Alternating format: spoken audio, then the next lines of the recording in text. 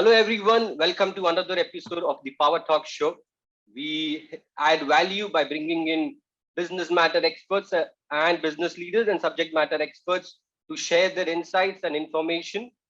Today, we have with us who has extensive knowledge in the IT field, in the implementation field, and he is also a actor by passion, Mr. Bryan, the MD of Quintica. How are you, Mr. Bryan? I'm very well, thank you. Very delighted to be on your show and looking forward to our conversation. Thank you. Thank you. We are glad to have you here. So, Bryan, let's start this interview with the most common question everybody is asking. How has business been in the past 18 months, and how have you implemented your strategy across your business process, and how is the business landscape changing, keeping in mind the pandemic and the after effects? It's been a very challenging and trying period, I think, for everybody living through this time. And honestly, my heart goes out to people who've been so negatively affected in so many ways. Our business is in the realm of helping companies to do some kind of digital transformation to their business processes. So it's just fortunate we happen to be in a certain business that has been one in demand during this period.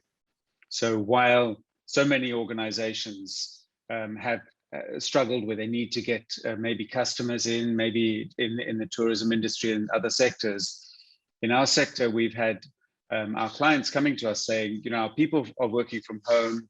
We're not all working in an online environment. Off you go. So as a result, that will actually, sorry to cut you, that will actually cut in as a funny cat reel or a story. So yes, as a result, what's actually happened is our clients have been coming to us saying, you know, we need to work remotely. We need to embrace the digital world which is available to us. We have so many devices and technologies that allow communities to engage, to allow service providers to connect with service demanders or requesters. And how do we do this in a controlled and structured way? And this is our business. So it so happens that we've actually grown in this period. We've been working with clients in a wide area. You know, our new customers are even in Africa and in Kenya and Tanzania. We've got some existing and new clients now in the UAE and Gulf region. And these are all forward-looking companies who are saying we want to embrace the future, but we need some technologies and we need some expertise to help make that work. And this has been our business. Great. So as of I understand, like you are into an implementation and a digital transformation business, which you help companies to embrace the digital landscape. So what sort of challenges did you see, like when the customers or the clients are interacting with you? What kind of challenges did the customers face, and how did you achieve them, overcome these challenges? No, right. So part of what we're trying to do is we're trying to say to our clientele that in this modern world, where, for example, you just want a hamburger, you don't have to go in your car and go to a place and order what you need and then walk back with it. In fact, you can just pick up your phone and you can see a menu, a catalog of services and products, and you're able to select from that menu. And then there's behind the scenes, what you don't have to worry about is there's a digital process that says who needs to do what. You know, there's a certain work order is issued at different levels. And that product or the delivery of the product is then allocated to the right people in the right, you know, nearby store, not the one that's farther away, and so on. So what we're trying to do is say, well, this is what we mean. I mean, digital transformation actually means many things in different fields. But what we mean by digital transformation is to say to any organization that is offering services both to its external customers, like the example I gave you, but also internally. So a service might be in the HR field. You know, I want to hire a new guy. So what's the process? So it's a series of checklists and work orders. And ideally, once we know and we decide, okay, what is the process to do that?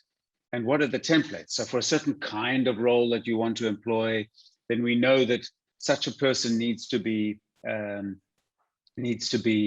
brought into the country, or maybe taken to a certain branch. He needs travel arrangements. He needs accommodation. He needs maybe PRO work and visas and all of these things.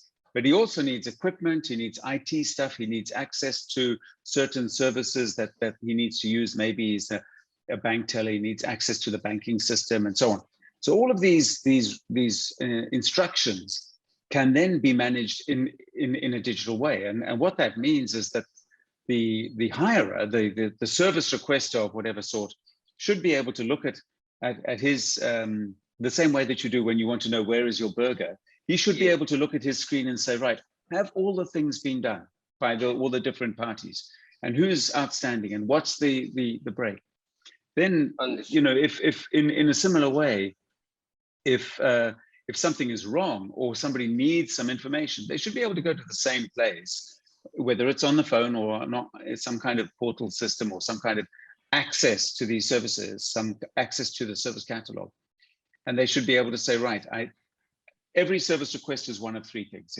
It's I need something new, I need something fixed, or I need to understand something, I need to know something. So you can broadly categorize any kind of service that's offered in this way. And then having done that through the same portal, we can say, right, who is doing what? And how can I check and see where it is? What tends to happen now is that user satisfaction goes up. Even if the delivery of the service is exactly the same as it was before, you know very well when you're waiting for a taxi, you don't have to complain because I can look at the Uber screen on my phone and I know that he's around the corner. So I'm comfortable. I know when it's coming. In the same way, imagine you were that guy asking for that person to arrive. If you don't know what is the status of all the things that need to be done, you then start wasting your time.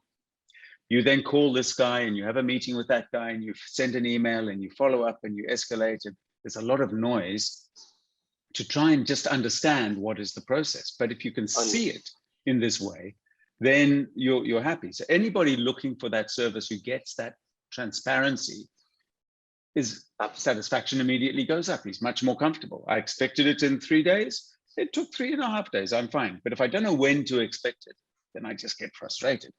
So this is part of what we're doing, and you can immediately see how, especially now when you need those services, but you're not in the office. You can't just walk around to all the guys around saying, by the way, you know, you have to arrange a Zoom call like we're doing now or something like this. So these structured ways of getting that information are therefore much more efficient. What does efficiency mean? Not only happier customers, but lower cost of operations. So it's another thing in the time of the pandemic. Business is down. People are saying, you know, where can we save money? How can I eliminate wastage and costs in running the business? And what I've described to you already, you can immediately see that there's a lot of opportunities for people to save a lot of money. There's another thing that's coming up soon. So the introduction of the pandemic and the lockdowns and the impact it has on business was one thing. Now imagine people are needing to ramp up again. I'm sure you saw some articles recently in some papers. Certain businesses are coming back online. They're rehiring, bringing all sorts of people back. What do they need? They need training. They need, you know, onboarding processes. Again, all of those same activities. Now it's very sudden because we've lost all this business. We need to get everybody back really fast, really efficiently, but still have some kind of governance oversight to make sure that all the things that need to be done have absolutely been done. So you can tell by the way I've been describing to you that there's a methodology and a capability here that will help this process. Absolutely true. I believe the next generation, the fourth industrial revolution, is actually the service industry that is going to take over. So, you know, I believe like people used to, or the companies used to like hesitate when they actually choose for cloud adoption. Legacy systems compared to the cloud system. But during the course of pandemic, many organizations felt there is a need for digital transformation. How so? Is this anyway benefited industries and service providers like you, like people who Oh, were yes, of into course. I legacy mean, system adopting to cloud? so we were very early adopters into the idea of cloud, the cloud strategy. And part of the reason is that, we're IT guys. So essentially, whether it's cloud or whether somebody is installing things on their computers in their own data centers, in their own systems, there are three real important aspects that need to be covered. First of all, there's some technology. Secondly, there's the actual business processes that change. As I described to you before, we used to phone, have meetings. Now we're going to have a different way. So the process itself changes. And the third one is some training. All the people need to adjust what they do and learn these new skills and these new methods of doing things. So these are the three principal kind of changes or parts of a successful project that we need to have to look into. So why is this important with the cloud?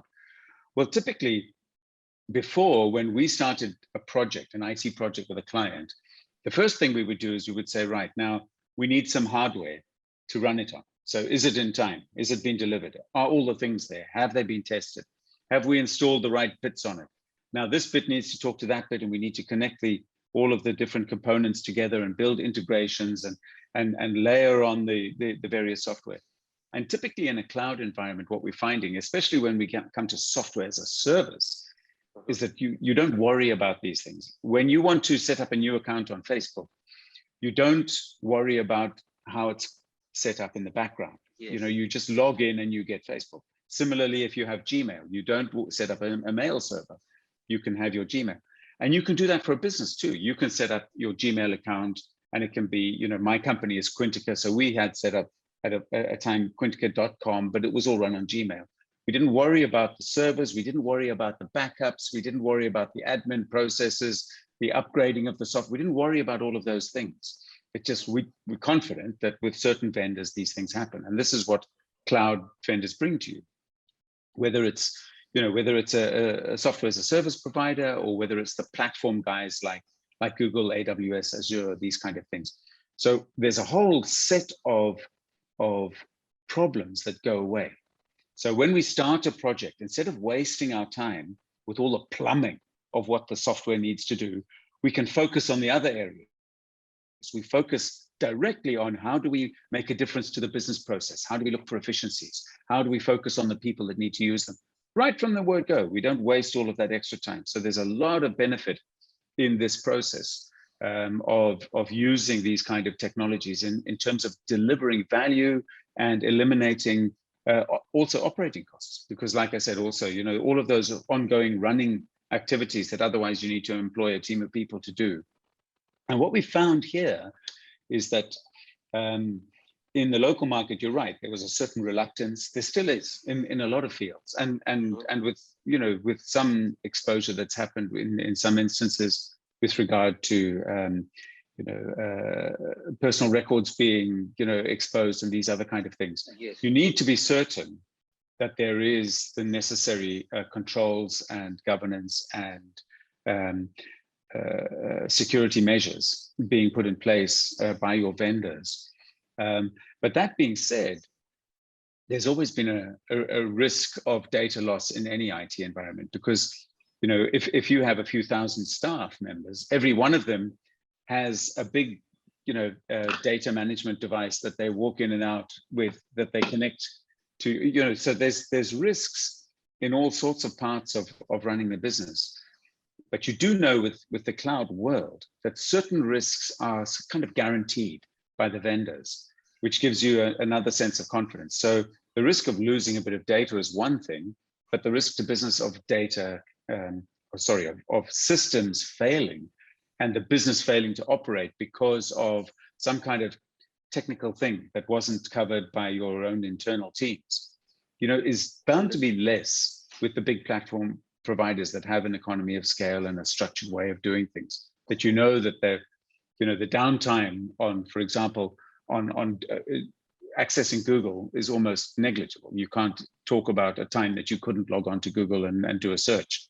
So these same vendors, whoever they may be, we're mostly working with a company called ServiceNow. It's a software as a service company, and there's some other similar, Salesforce.com, all of these kind of people.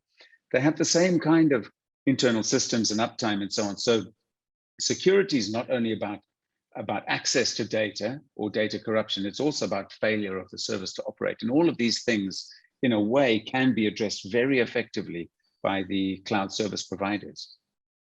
Great and insightful. So as we were discussing about data privacy and data management, how do data breach and ransomware attacks and cyber security threats, as well as downtime, cloud downtime outrages affect you as a business and to your clients? How does the game work? Do you provide any service credits to them, or how do you actually make sure that your client data is safe in the environment wherever the data center is, the client is secure, and even you are making sure the client data is secure? So I think I could categorize the kind of insurance, if you like, against these things in two main areas. The first area is that there's a set of operating rules and methodologies that can be shared, and every organization that wants to get into this world and adopt these technologies needs to do their due diligence. They need to say, right, what are your processes? Do they meet certain standards and expectations? There's the GDPR, there's the ISO 27000, there's all of these kind of standards that we are very familiar with, that most people will know. So the vendors have to be able to say, right, these are the processes that we follow, and this is how we adopt these kind of things. The second part of that first thing is that they then say, and here's our track record. Okay, so the vendors to rely on are the ones that have got a long, good, consistent track record of delivering on that service. The other part of it is that in the end, especially for enterprise systems like I'm talking about, is that they offer a service level agreement which has commitments and remediations, within it. But it's a legal thing, it's a contractual thing. So they will say, we provide this service, these are the commitments that we make, and if we fail to make them, these are the remediations. So on the one hand, there's the technical part of saying, you're comfortable with what we do and how we do them and the track record of doing them, okay? And on the other hand, it's purely a contractual legal commitment that such vendors will have to say, if we don't do it, you have some sort of recourse. But you were talking about another thing, which is, what we're seeing particularly recently in terms of ransomware activity. And so ransomware, essentially, just for your viewers who are interested in how it really works, it's just a small piece of code that will actually freeze a system. So the threat of the ransomware developer is that they will actually stop maybe a critical business infrastructure from operating and doing what it's supposed to do until such time as the ransom has been paid. So one of the best ways that people have found, honestly, it's almost impossible to say, I'm going to stop such a code ever coming into my organization, because they're very, very innovative, and there's a lot of money to be made, and people have been paying, so that the money is there. So there's a lot of, in any organization, you can't plug all the things that you don't know. You can only plug the things that you do know. And if they find something that you don't, okay, so what's plan B? Yes. And typically what you're finding, I spent a lot of, actually some very insightful time walking around GITEX 2 weeks ago, and just seeing the number of security firms that are offering services in this area. But to a very large extent, there's an old, well-known business operating method that we call business continuity planning, that essentially says, that when we have a critical infrastructure, it's a good idea to have, there's a couple of ways. So we can have a failover system that says, okay, when system A fails, then automatically system B takes over and carries on. Now, this unfortunately doesn't solve the ransomware problem, because if you have two systems operating together, they have excellent uptime and failover capabilities and all that. But any piece of code, if these things are talking to each other all the time, any piece of code that gets into one gets into the other. So the ransomware will affect everything. So there's another concept in business we call a disaster recovery plan. And typically with disaster recovery, what you have is you have a backup to another system, which is sometime out of date, intentionally. So you then say, right, all of my data twice a day, whatever the policy is that you set, says, I'm going to now replicate that to the other system. Now, by having it a little bit out of date, what it means is that if there's a ransomware, you can firewall off that system, you can freeze it, and you can say, right, is the other system okay? Yes, it is. Okay, we can now start on the other system without the ransomware in it, without that code. And what have we lost? We've lost whatever transactions have maybe taken place in the meantime. But within half an hour, you can be up and running again. It's very expensive though, because now what you need is all of the equipment, maybe if it's in cloud, whatever services you're subscribing to, that is what we call a live system. So the backups and all of this kind of high availability system is there, which is some investment. But now I want another one that's sitting there doing nothing most of the time. So that's another investment that companies would need to make. But when you consider the cost of maybe a big infrastructure organization waiting for a week or whatever it takes before they negotiate with the ransomware providers or find another remediation to that problem that happens in the real world, in the virtual world, maybe having that second system is a method. So there's these kind of sort of backup systems, if you like, which are being touted as the main kind of cast iron prevention mechanism in that world. So it's certainly, I mean, it's a new thing, isn't it? It's only in the last sort of few years that these ransomware attacks have become prevalent. But the idea of disaster recovery is not a new thing. We've always known for a long time, okay, this is an expensive way, but it is a way. And if it's critical, it's still cheaper than the alternative in some questions. Typically, the consideration used to be, well, your data center burns down, something of this sort. But now that we're very virtual and nobody knows exactly which device that you're operating, your production systems are running on, then the threats come from somewhere else. Great. That's very insightful and informative for our non-technical viewers. Thank you so much for sharing that details. So, Bryan, as of the as we are in the UAE and most of the things are open and we are doing very well, the government as well as initiatives has done a great job in controlling and getting us back to business.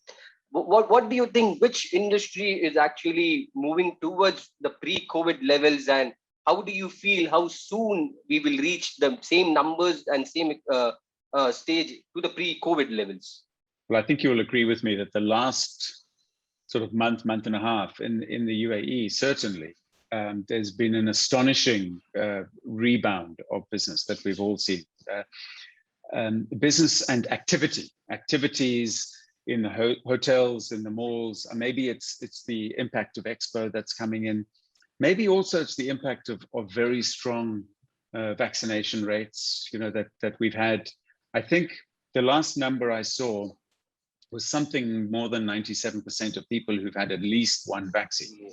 So it's almost everybody. So it's really made a big difference and given people confidence to go back to work. So in my industry, there's certain areas that have never really, like I say, in the terms of the resources industries in energy and oil and gas and these kind of things, hasn't really had a huge impact, although the working practices have changed. Okay, in the other industries, such as in hospitality and travel, of course, there's been a major impact, huge, and a lot of mechanisms being put in place to try and mitigate this problem. And these are the guys that are now seeing the quick bounce back. I mean, I'm not an economist or an expert in pandemics or that kind of thing. So I would be certainly guessing as much as you are in terms of, how's it going to go and what's the next step going to be. But from our point of view, I mean, what we're expert in is this idea of digital transformation. And what we've seen is that a lot of organizations, especially in this sort of clerical or office environment, a lot of organizations have realized that they can embrace this change. We've had to adopt it because of what happened, and we've learned how to deal with it. And we've discovered that people can very often be more productive, deliver better value, find more happiness in the way that they operate. And happy staff means happy customers very often. So obviously in the fields, I mean, if you happen to run a motor car garage, there's no point having virtual workers. They have to turn up. But in a lot of fields, of other fields, I think it's going to be with us. I think the way of working is going to stay with us, and we've all learned in business what can be done, and we're going to adopt that and carry on forward. I can see this happening. This way of operating happening I'll give you another example, not only in terms of people going to the office, but imagine we do work with people in a lot of other countries. So if I have a client, and maybe I have a client in Nigeria, for example, in the past, to have a useful, intelligent meeting that would take us to some next stage in our relationship, I would have to be out of the office for a week, never mind the cost of doing it all. Yes. But now it's the same as having a meeting with you. We're in the same town, or you're in a different place. So we can actually do a lot of productivity and productivity gains just because we've all got used to it. Everybody's expecting Zoom or Teams or some other way of engaging virtually, and there's no surprise and no expectation of spending a lot of money to engage in that way. Huge advantages. True. Yes, absolutely true. Speaking about Expo, are you, like, Expo is actually a national pavilion kind of a thing where countries participate, but are you anyway, is your organization as a vendor or as a partner at any of your customer, are you participating and indulging in Expo activities, or maybe an event of Expo like GITEX, for example, which has been in the past, but in the coming months?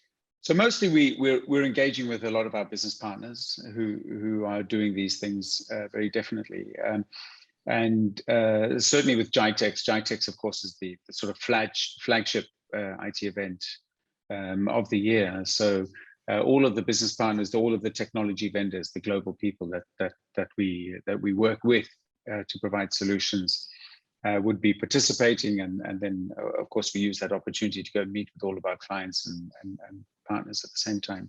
So we all did this, of course. Our whole leadership team spent some time meeting everybody that we needed to meet. It's a great opportunity to have that face-to-face contact that otherwise takes a little bit longer or otherwise is restricted to a Zoom call. So that was nice.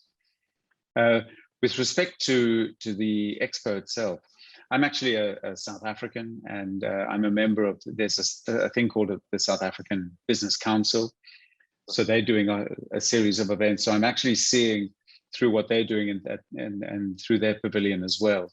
You get invitations, and a lot of other organizations in the who are associated with and related to their own sort of country pavilions are doing the same sort of thing.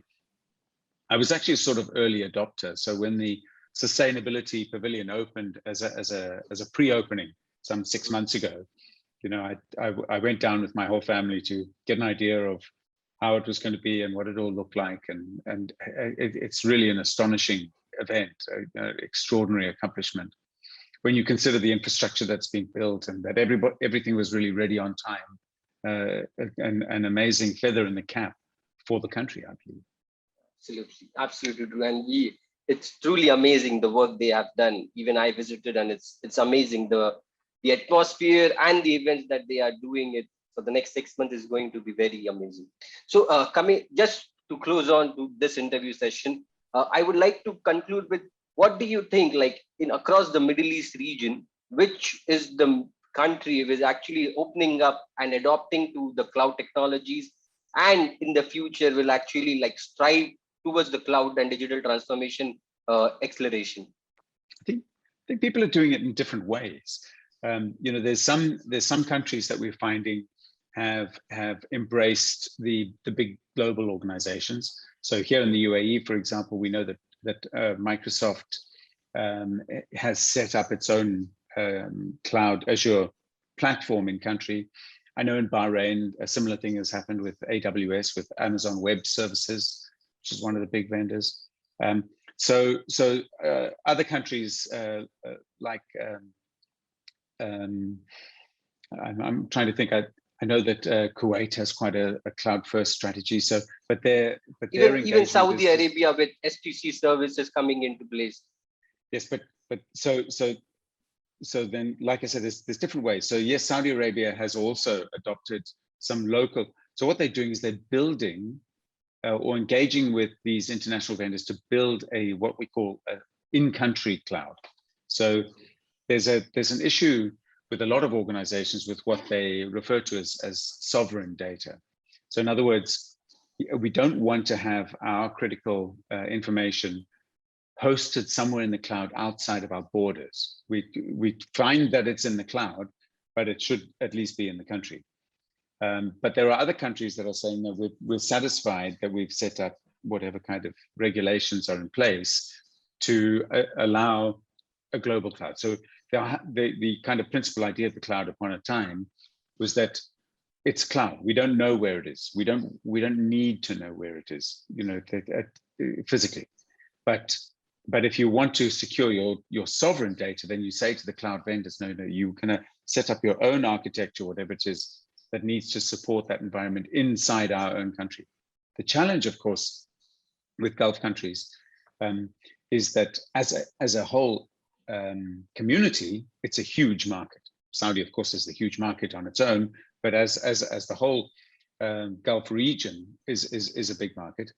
But independently, all the Gulf states, if you take a sovereign data approach, means that Amazon, for example, would have to set up a whole infrastructure in Bahrain, another one in Qatar, another one in Kuwait, another one in Oman. So that the economies of scale kind of fade out a little bit that way. So that's a bit of the challenge that people are coming to terms with.